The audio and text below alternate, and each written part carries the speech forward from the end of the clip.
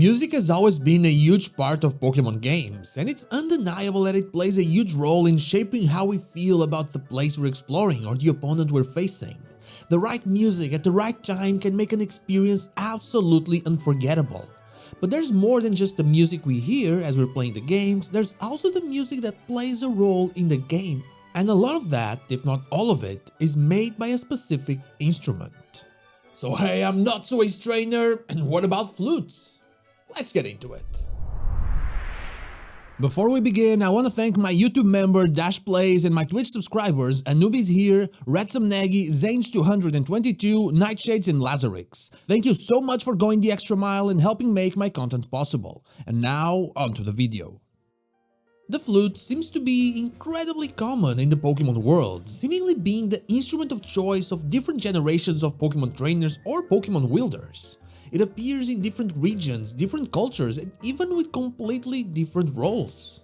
Today we are gonna talk about all those times that the flute shows up as the big instrument, the useful instrument, and talk about why, not the ukulele or something, why the flute. One thing I won't talk about though is why you should like and subscribe, because you should know that already.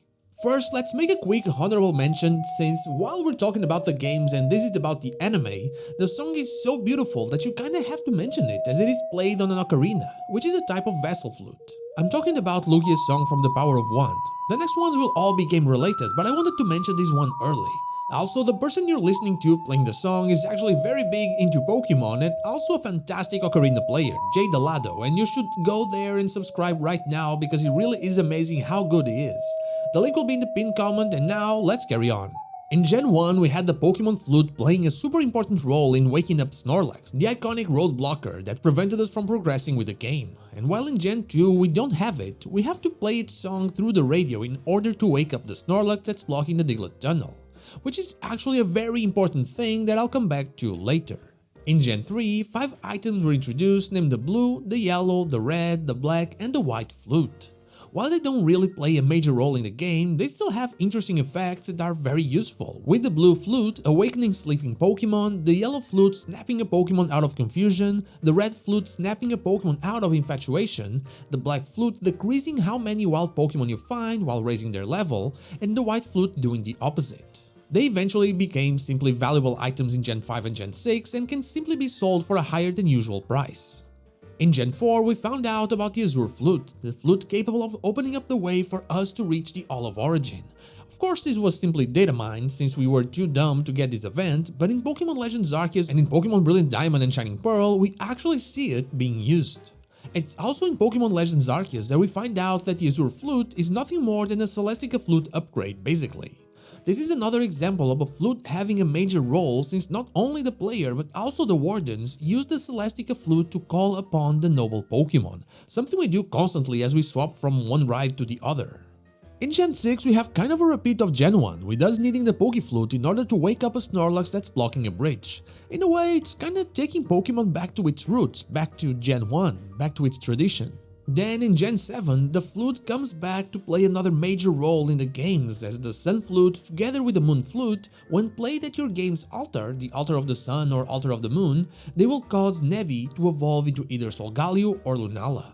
Since I have mentioned Pokémon Legends Arceus already, this was the last time that we actually saw a flute playing a big role in the games, or actually having an effect, because in Gen 3 it's not really a big role, but it's an effect. Still, this is a bunch of examples of the instrument being either important or just useful, and there are no other examples of anything quite like it. But why the flute? The first thing that comes to mind is how easy it is to travel with it, but a small stringed instrument would still fit in your small bag and be fine. I think it is more about what this instrument, the flute, actually represents.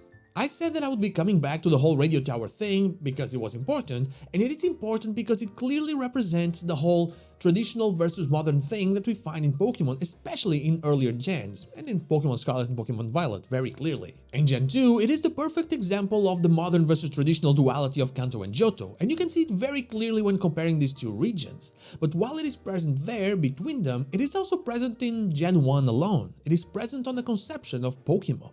Satoshi Tajiri, the creator of Pokémon, stated that he loved collecting bugs and he would explore all kinds of areas around his hometown of Mashida. Those areas were ponds, they were forests, they were open fields. But eventually, when the 70s were reaching their end, he saw all of this being replaced by shopping centers and apartment buildings.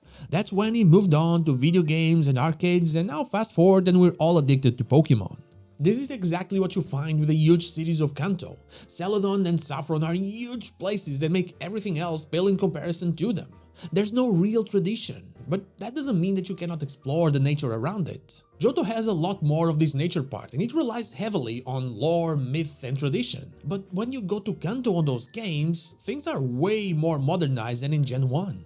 One could argue that the Pokémon Tower was the little bit of tradition that existed in that region, but in Gen 2 it has been replaced by a radio tower.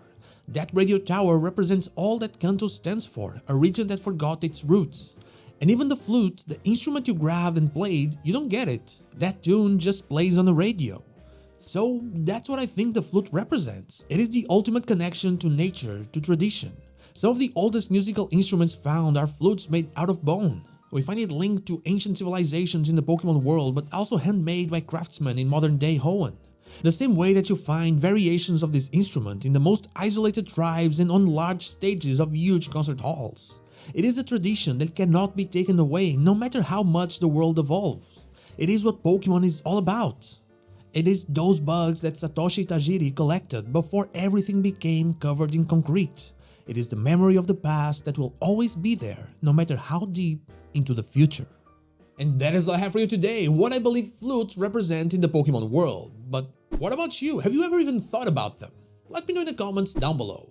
And now, like the video if you like it, dislike if you don't, and don't forget to subscribe to the channel for more Pokemon content, and also ring the bell so you know when the next video is out.